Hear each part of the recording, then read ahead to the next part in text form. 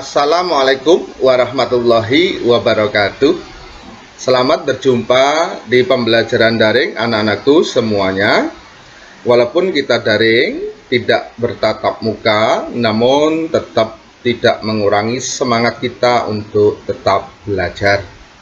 Pembelajaran 1, di mana ada 2 muatan pembelajaran, yaitu muatan pembelajaran IPA dan bahasa Indonesia. Dengan semangat, mari kita ikuti pembelajaran kita hari ini. Pertama-tama, marilah kita coba untuk membaca dan memahami bacaan mengenai organ gerak manusia dan hewan. Saya akan membacakan satu paragraf dahulu. Salah satu ciri dari makhluk hidup adalah bergerak. Secara umum, gerak dapat diartikan berpindah tempat atau perubahan posisi sebagian atau seluruh bagian dari tubuh. Makhluk hidup akan bergerak apabila ada rangsangan yang mengenai sebagian atau seluruh bagian tubuhnya. Setelah kita membaca secara utuh mulai paragraf 1 sampai dengan paragraf 5, maka ada beberapa hal yang harus kita pelajari, beberapa hal yang harus kita pahami. Teks berjudul organ gerak manusia dan hewan tersebut terdiri atas 5 paragraf. Masing-masing paragraf tersusun dari ide atau gagasan pokok ditambah dengan kalimat-kalimat pengembang. Ide pokok adalah gagasan yang menjadi dasar sebuah paragraf. Tidak panjang ide pokok ini, tapi sudah mewakili isi dari satu paragraf tersebut. Ide pokok disajikan ke dalam bentuk kalimat utama. Jadi kalimat utama ini memuat ide pokok, bisa berada di awal, bisa juga di tengah, atau juga bisa di akhir paragraf. Pada bagian yang lebih mahir lagi, ide pokok bisa disusun dari kombinasi kalimat yang di awal, di tengah, ataupun yang di akhir paragraf. Untuk menentukan kalimat utama yang memuat ide pokok, maka kita harus membaca seluruh bagian dari isi paragraf.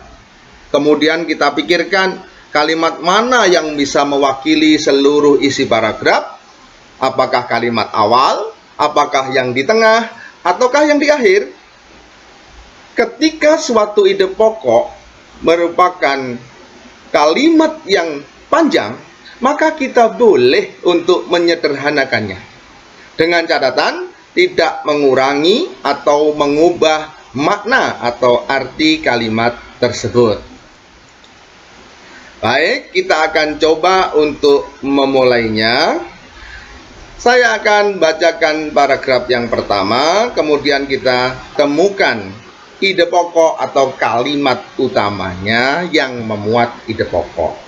Salah satu ciri dari makhluk hidup adalah bergerak. Secara umum, gerak dapat diartikan berpindah tempat atau perubahan posisi sebagian atau seluruh bagian dari tubuh. Makhluk hidup akan bergerak apabila ada rangsangan yang mengenai sebagian atau seluruh bagian tubuhnya. Baik, dari kalimat pada paragraf yang pertama ini, kita bisa menemukan bahwa kalimat awal lah yang menjadi kalimat utama, di mana kata kalimat itu adalah memuat ide pokok. Kalimat-kalimat setelah kalimat pertama hanya sekedar menjelaskan kalimat yang pertama. Jadi, kalimat utama yang memuat ide pokok pada paragraf yang pertama ini adalah di awal paragraf, yaitu salah satu ciri dari makhluk hidup adalah bergerak. Cukup kita sudah menemukan kalimat utama yang memuat ide pokok pada paragraf yang pertama. Baik, selanjutnya sekarang giliran kalian anak-anak. Kalau pada paragraf 1 sudah ketemu kalimat utama yang memuat ide pokok adalah berada di awal, yaitu salah satu ciri dari makhluk hidup adalah bergerak.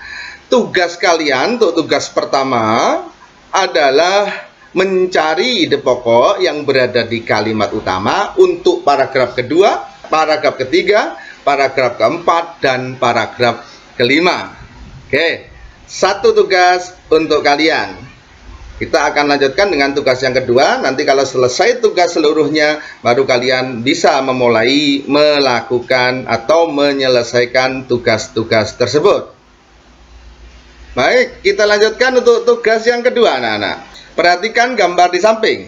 Buatlah sebuah percakapan berdasarkan gambar yang ada. Berkreasilah menyusun percakapan. Usahakan berbeda dengan yang terdapat di buku siswa. Silahkan kembangkan sendiri. Kira-kira peternak dan anak ini sedang membicarakan apa. Ini untuk tugas yang kedua. Selanjutnya kita nantikan tugas yang ketiga.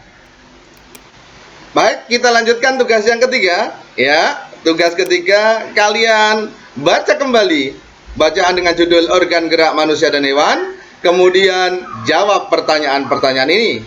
Gerak adalah, mengapa tulang disebut dengan alat gerak pasif? Mengapa otot disebut dengan alat gerak aktif? Dan terakhir, kerjasama antara alat gerak pasif dan alat gerak aktif membentuk apa? Ini tugas yang ketiga sekaligus tugas yang terakhir.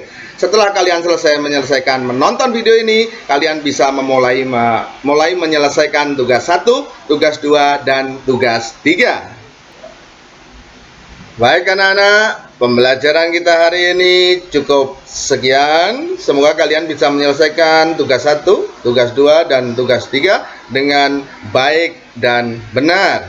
Selamat belajar, jaga semangat, dan tetap jaga kesehatan. Saya akhiri. Assalamualaikum warahmatullahi wabarakatuh.